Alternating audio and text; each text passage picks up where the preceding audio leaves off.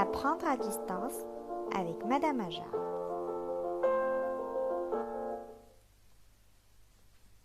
Rebonjour. Alors maintenant, nous allons corriger l'exercice d'application que je viens de vous donner. Allez, vous êtes prêts? On commence. Je vais lire la consigne.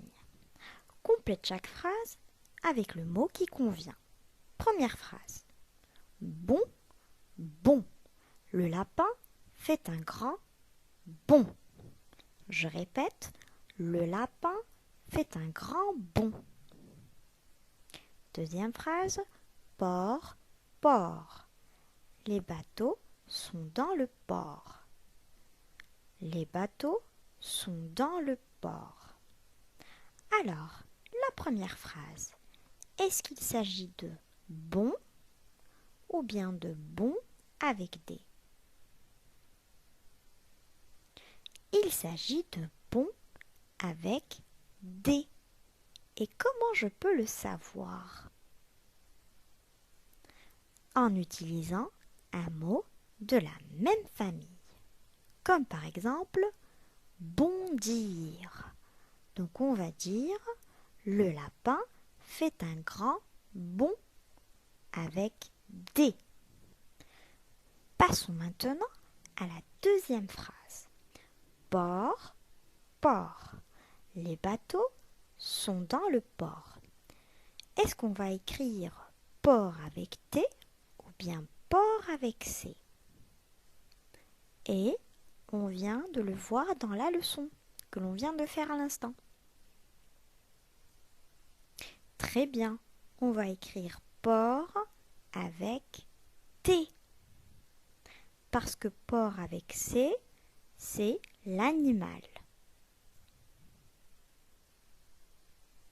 On passe maintenant à la troisième phrase. Reine, reine. La reine est dans son château. Est-ce qu'on va écrire reine avec 2 N-E ou bien E-I-N-E? Très bien, on va écrire reine comme ceci.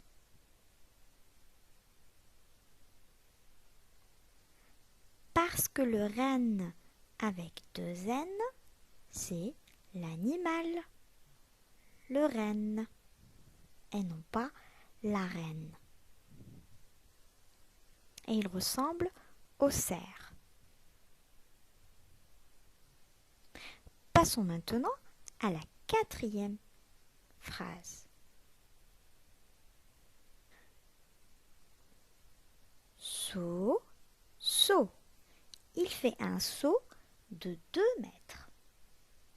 Est-ce qu'il s'agit de saut avec T ou bien saut E-A-U? Très bien, il s'agit de saut avec T. Et on peut chercher un mot de la même famille, par exemple le verbe sauter. Donc, il fait un saut de 2 mètres.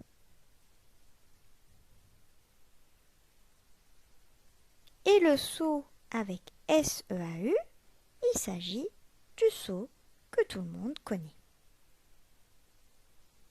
Bien. Maintenant, je vais vous laisser regarder une petite animation et on se retrouve tout de suite.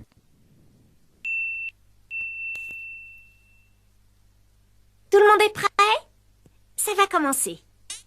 Françoise, on n'attend que toi. Oh, je suis impatient de voir ça, petite sœur. Tu es prête, Françoise? Alors voilà. C'est l'histoire d'un petit marin qui veut revoir la terre. Un jour, il se décide à jeter l'encre.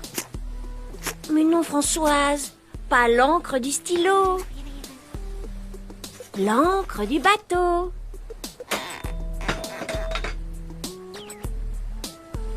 Je continue. Le petit marin, lassé de voyager sur la mer, se dirige vers le port le plus proche. Mais non, Françoise, pas un port. Le port où vont les bateaux. Tu sais, petite sœur, aux oreilles de Françoise, ancre et port ou port se prononcent de la même façon. Ce sont des homonymes, des mots qui ont la même prononciation mais pas du tout le même sens. Mince alors, comment faire pour ne pas se tromper? En général, ils ne s'écrivent pas pareil. Encre, E-N-C-R-E et encre, A-N-C-R-E. Port, P-O-R-T et port, P-O-R-C.